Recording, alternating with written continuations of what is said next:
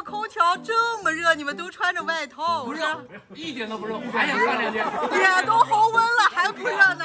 穿衣服噻，怎么还有往上穿的还？大家可以猜一猜他们为什么要穿这么多的衣服，我都要快被他们给笑死了。估计很难会有人猜出来，因为他们玩这个游戏，其中一个人的技能是让别人脱一件衣服，玩的真的是太大了。然后他们又不想输，然后就把所有衣服给穿起来了，这就是男人的胜负欲吧。真行，这也太夸张了吧！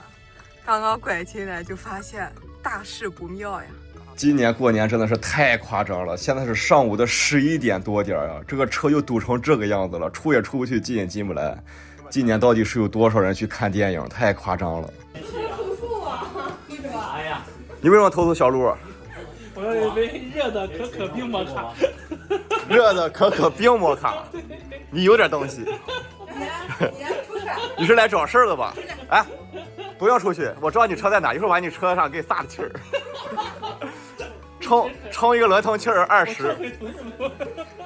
它是一个中间好像是那个打印出来的，中间是弹簧手。这是之前来我们店里玩的一位顾客，我给他种草了一个3D 打印机，然后这次来他给我带了一个3D 打印的小玩意儿，没想到我还能收到3D 打印的东西呢。他说是有点想我，你还拍呀？有点想你。说是有点想我。你太大了。那你给他打过去吧。你开个桌游店？哇，牛逼！那我不仅给你种草了个3D 打印机，我还给你种草了个开了一个店儿。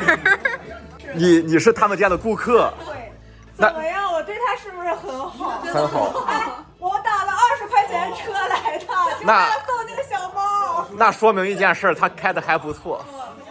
人格魅力，人格魅力。可以，我觉得能跟他认识，你们肯定也很nice。可以。真的看到了这种就是成熟的是什么样的。我这叫桃李满天下。这两位竟然在这玩怒之铁拳，这个游戏很少会有人玩。现在大厅只剩一个位置了，还有一组在这踢球的顾客。包间的话也全满了。每次看到我们密室包间去人的话，那就说明一件事，我们这的包间全满了。现在刚到下午的1点钟，楼下大厅也全满了。这4位的话是在玩王权投注，是一个对战类的桌游。然后这一桌就有意思了，这2位父母的话是带着孩子来玩的，结果他们自己也开始玩上了。他孩子的话是在跟别人玩阿瓦隆，然后这一对父母的话是在跟其他人玩拉密。就是这种场景会让我有一种很特殊的感觉，就是我开店不是只有赚钱才会让我分泌多巴胺的，就这种场景我会觉得特别的和谐，特别的心理方面的舒服。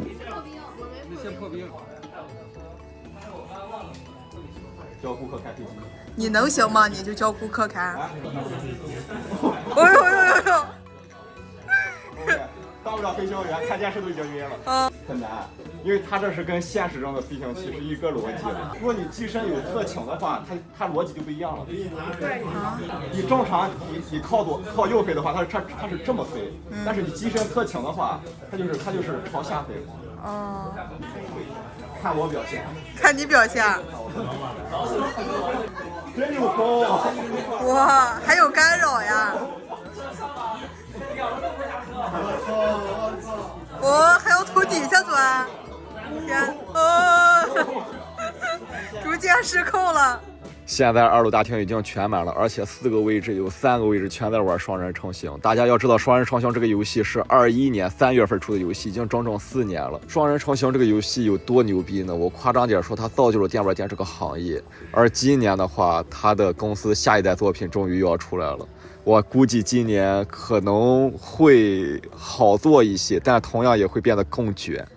我们店里现在这些老顾客真的太自觉了，在这付费上班，一位顾客在给10位顾客讲解桌游。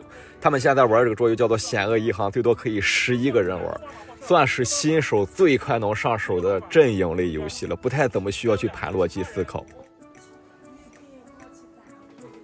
这4位顾客最开始是路过的人，结果进来就说玩会儿桌游吧，玩了3个小时桌游，现在开始在这玩主机游戏了。桌游这个东西，我觉着真的能很大的提高电玩店里的客户粘性。如果把电玩店比作吃火锅的话，那桌游就是芝麻酱；如果把电玩店比作是粽子的话，那桌游就是白砂糖，真的特别的配。小李走上来说给你直接懵逼了，我就说了一声啊。小李从门外进来，我也懵逼了。我们店里这些老顾客最喜欢搞一个突然袭击，永远不告诉你他什么时候回来，就突然进来。现在过完年了，大家都要陆陆续续的回来了 ，NPC 都要归位了。给大家看一下我们门口马路的现状，我搬过来已经3年的时间了，我从来没有见到会有这么多的车。我们这是个园区内部的路呀。我刚刚有点好奇，我说为什么今天那么多车？我想看电影院到底有多夸张。哇，这不是最近，这是第2进的，第2季的都全满。我小时候住农村，然后那种厕所都连着化粪池，这种特别小的化粪池，我就扔进去一个3响的鞭炮，里面正好有人在上厕所。来我家门口好个马，路上还有很多羊屎袋儿，就羊拉的屎是一个袋儿，只要我出去就没有一个完整的羊屎袋儿，只要他大点羊屎袋，我必须全给他炸了。啊，他开始视频，然后说特别好，说很神奇放假了，就是父母在这一桌玩，然后儿子在那一桌玩。以神雕哪吒还有那个什么来着，封神这3部，你觉得哪部最值得看？不是哪部最一般？一般这个词儿，我觉得可以放在封神啊，因为一般还有可看的余地啊。有一部是连一般都说哦，OK， 是哪部我就不说了。武侠片的那种激战传统的功夫，但是没有，就是对波。对波。我们店里的顾客求生欲都太强了，说话都很委婉。我这还一部电影都没看呢，但是我都已经有个大概的判断了，都让他们给我剧透的差不多了。这一位顾客是在上海上学，上一次来的话玩了4、5天的时间，然后这次春节假期又过来玩了。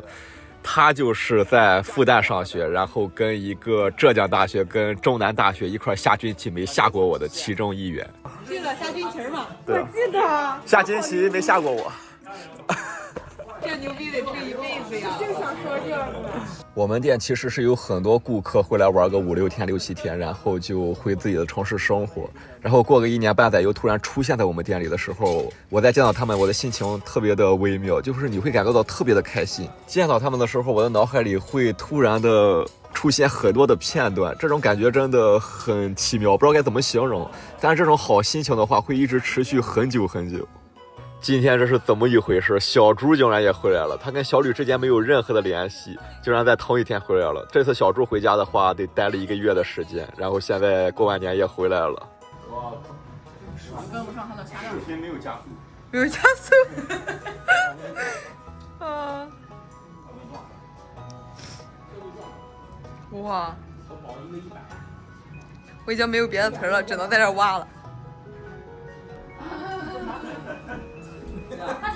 哦，第一！天哪！哇塞！太强了吧！第一把就第一，大牛啊！好强呀！该吃饭了，好强呀你！真的去玩一玩就知道这游戏有多难了。真的好难。第一把玩连前70都够呛，而且真正的游戏开始是前10秒的时候。对，那才是真正游戏的开始。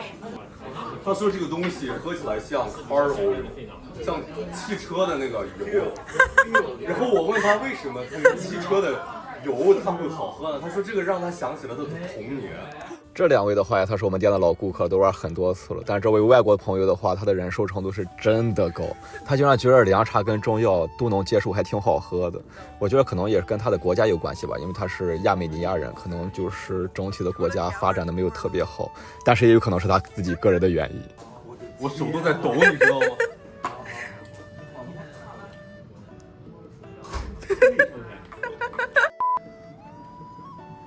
哦，严谨。